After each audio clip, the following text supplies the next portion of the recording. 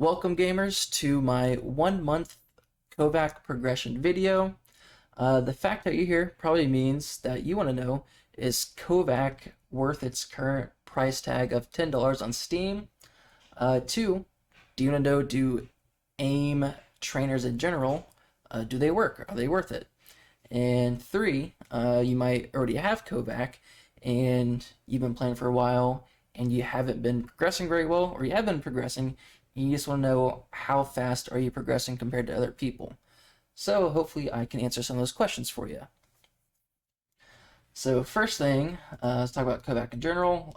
Start off with the basics. Go into settings here. So you look at the sensitivity scale. This is first thing. Make sure you have this set to the game that you play the most.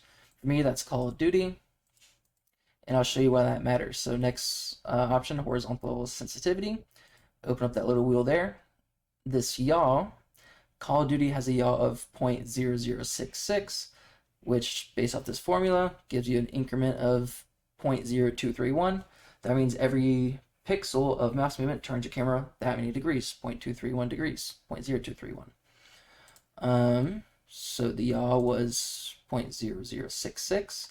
Let's switch Call of Duty to Valorant. The yaw goes to 0.07, which gives you a different increment. So that affects your mouse sensitivity. And then let's look at Fortnite. Has a yaw of 0.022, which gives you a different increment. So it's really important to make sure you have this set on the game that you play the most. And then the sensitivity itself, I have on 3.5. That's just what's comfortable for me. What that looks like on my mouse pad, a full mouse swipe from left to right of my mouse pad is a full 360-degree turn in game. My mouse pad's a little bit wider than like a standard square-looking mouse pad. It's more of a rectangular shape, so I have a little extra space to work with. It's not massive though. And then I'll show this 3.5 right there for horizontal sensitivity. If you go into Call of Duty or whatever game you play, keyboard and mouse sensitivity, that's also 3.5. So that should translate into same sensitivity in KovaaK to what's in your game like Call of Duty.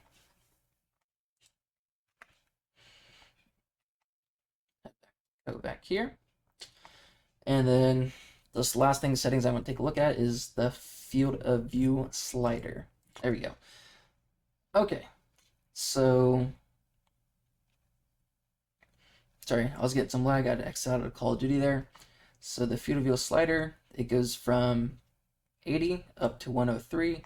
So look at this pro tip here. While the slider has a cap, the number on the right does not. So the fact that it goes up to 103, you can still switch this to 120 if that's what you play on. So I'll show you max at 103. Go in any scenario. Boop, boop, boop. You can see the walls on the side. Go back to settings. Bump it up to 120. And you will see the FOV has increased. So the next thing I want to talk about is proper arm technique with the mouse. Give me a second. Okay, so from here, what I'll show you is proper technique. You should be at pretty much a 90-degree angle with your elbow to your mouse.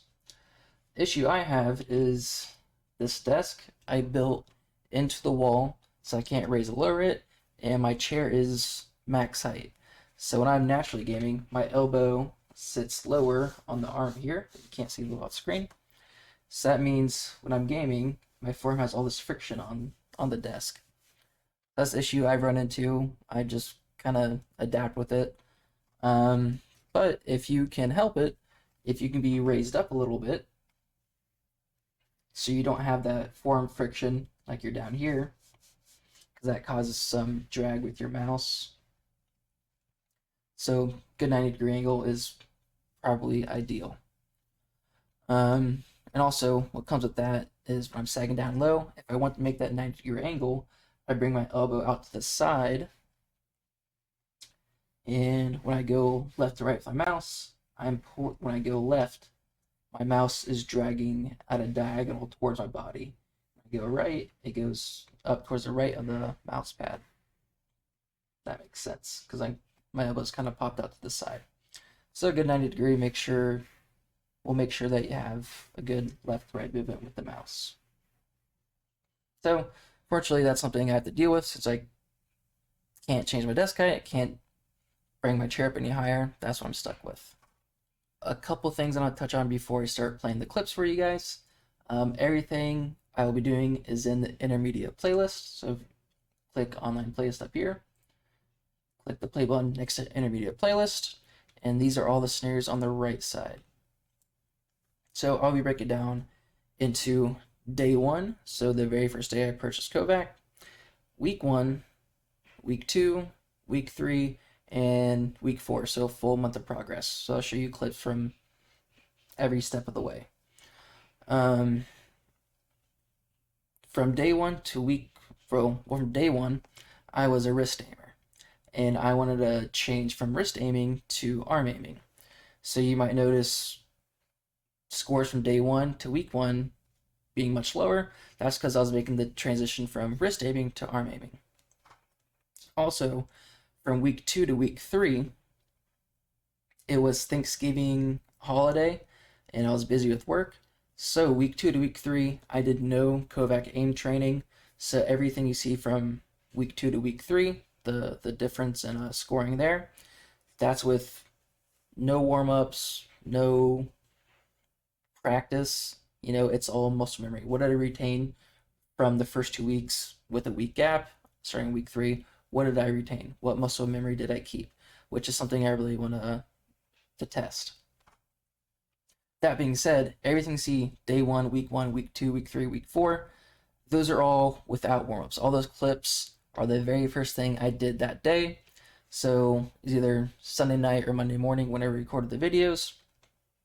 The very first thing I did when I got to my computer, open up KovaaK, hit record, and go through all these scenarios for you guys. I didn't play any shooters. I didn't do any warm-ups. Very first thing I did, record, play KovaaK, so I could really test muscle memory. What did I retain from, the previous week?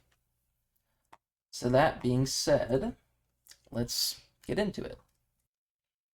All right, so here we have a quad box of day 1 all the way to week 3.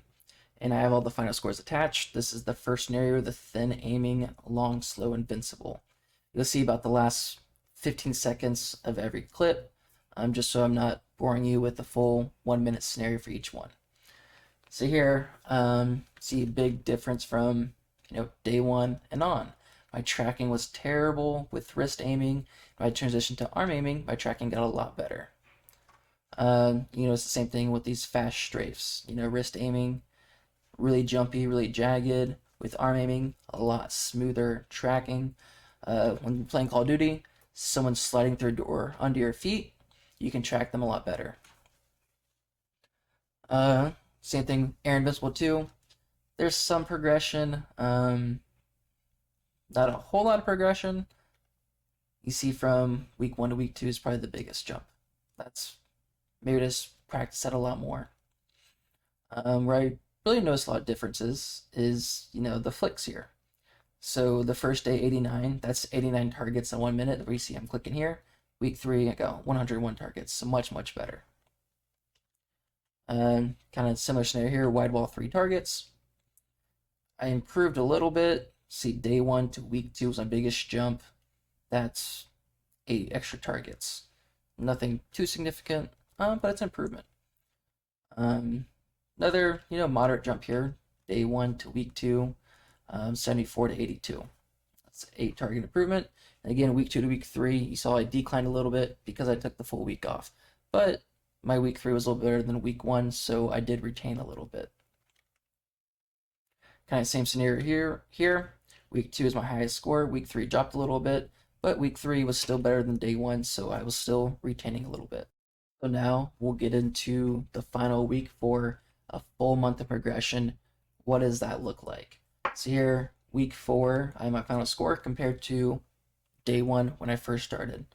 The thin aiming, my side-to-side tracking wasn't that great, didn't improve that much. Big jump here, so the Fugla scenario, almost doubled my score from day 1 to week 4. That's a huge improvement. And I feel like my mouse control got a lot better.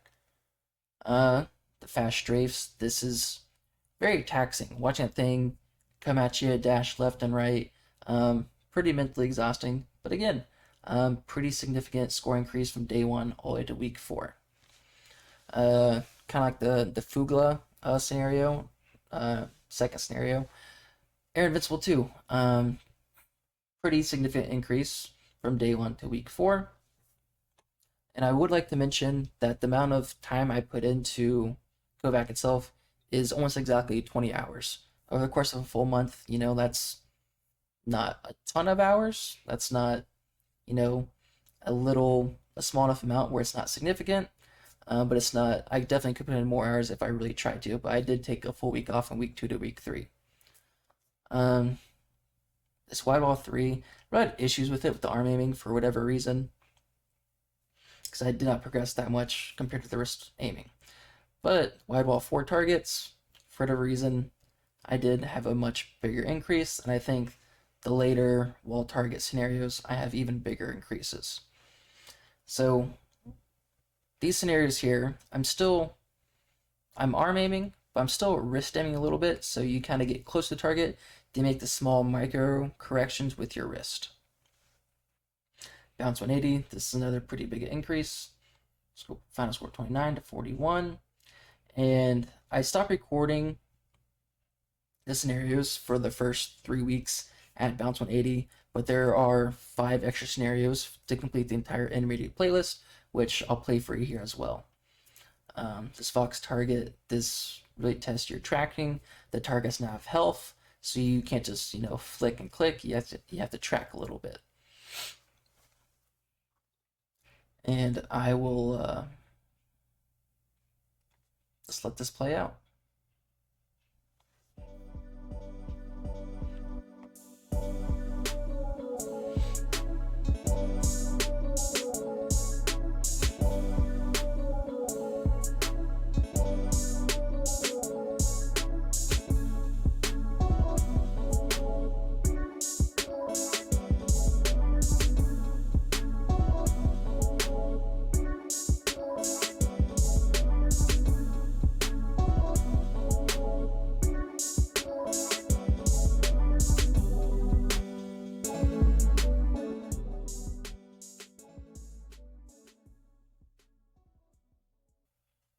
So there you have it. That was my full 1 month progression of KovaaK. I played about 20 hours training my aim in KovaaK. Now, is that worth it? Did I feel like that increased my aim enough to merit, the $10 spent? Short answer, yes. Long answer, no. Because there's other free scenarios like aim labs on Steam. That's completely free, and to be honest, I have not played aim labs, so I don't know what that looks like entirely compared to KovaaK, but I think it's hard to believe that aim labs does not have a progression system that shows what you scored when you first got aim labs to how you progressed and where you got now. If it has that, then I don't see how it's any different than KovaaK. So KovaaK has, all these playlists, kind of cool scenarios you can go through. I'm sure AimLab has the same thing. So I don't think KovaaK has that much more of an edge over AimLab. So all in all, I think aim trainers are absolutely worth it. They will improve your aim. I plan on to keep practicing, keep playing the intermediate playlist to get better. Then move on to the advanced playlist and release another video showing you how well I do there. That's pretty much it. So thanks for watching. I hope this helped. Hope this answered some of your questions. I hoped it showed how much an average gamer can progress with aiming. Hopefully, that translates to you as well. If you found this video helpful, please like and subscribe so I can keep producing videos just like this one. And if you have any suggestions on what I should do differently for the next KovaaK progression video, please comment down below and just let me know, and I will hopefully incorporate that into the next video. Thank you, and I'll see you next time.